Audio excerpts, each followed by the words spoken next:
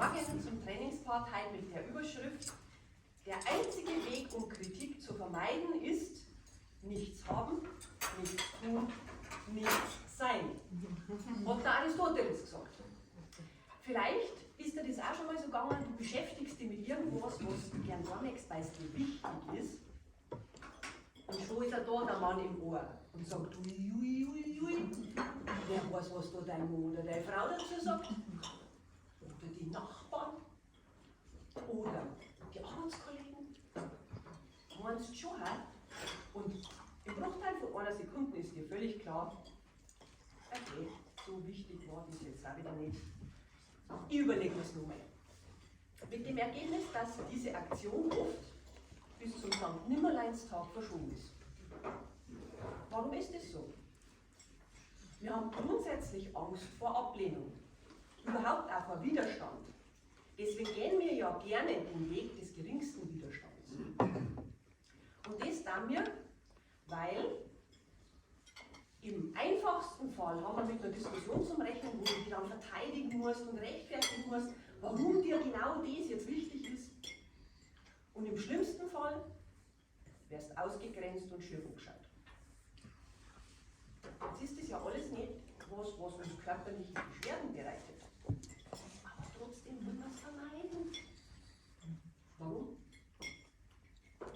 Weil es uns trotzdem weh tut, ausgegrenzt zu werden. Halt einfach nur auf andere Weise. Und um diesen Schmerz zu vermeiden, fangen wir uns anzupassen. Und jetzt kommt der Wahnwitz, wir passen uns an irgendwas an, was niemals jemand fixiert oder gar definiert hat, sondern was einfach auf dem beruht, das tut mir fein nicht, gell?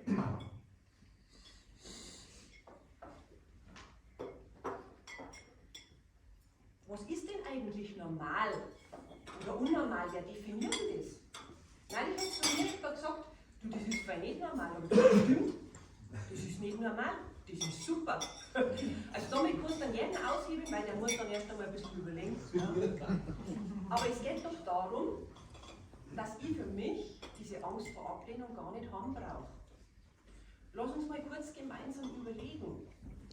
Wenn dich eine Gruppe ausgrenzt, eine Gruppe kann sein, Familie, Freunde, Arbeitskollegen, Verein oder was weiß ich, wenn die Gruppe ausgrenzt, weil du etwas tust, was dir wichtig ist, wie sinnhaft ist es dann, mit aller Gewalt bei der Gruppe bleiben zu wollen?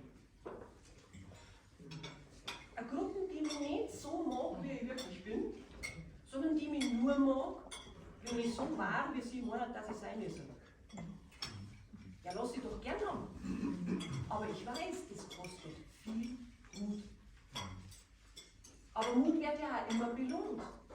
Wir haben nur das eine Leben und je länger dass du wartest, das zum Tor, was dir wichtig ist, umso weniger Zeit hast du dann bloß noch, diese Ergebnisse zu genießen. Vielleicht hast du es auch schon mal erlebt, dass du für jemanden verbogen hast und aber nur weil du verbogen hast, nur um zu dem Partner zu passen oder zu der Gruppe zum Kehren. Und irgendwann hast du feststellen müssen, das hat leider doch gar keinen Sinn mehr. Ja, Herrschaften, wie viel wertvolle Lebenszeit ist denn dann schon ins Land gegangen? Das hättest du auch schneller haben können. Deswegen heute eine sanfte Knackwatschen von mir. Überleg dir, was dir wichtig ist, was dir gut tut. Im beruflichen und im privaten. Und dann tu es. Triff Entscheidungen und tu es. Weil es ist ja dein Leben und scheißegal, was andere vielleicht darüber Dinge kannten. Der Speaker Tobias Aspekt, der hat neulich gesagt, was andere über mich denken, dafür habe ich keine Zeit. Darum geh nie ein Gespräch aus dem Weg, wenn es um deine Grenzen geht.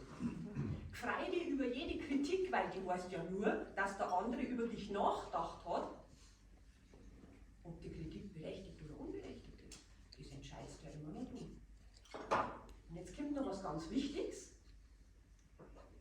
Je klarer du dich selber nach außen definierst, umso leichter können andere Menschen mit dir umgehen.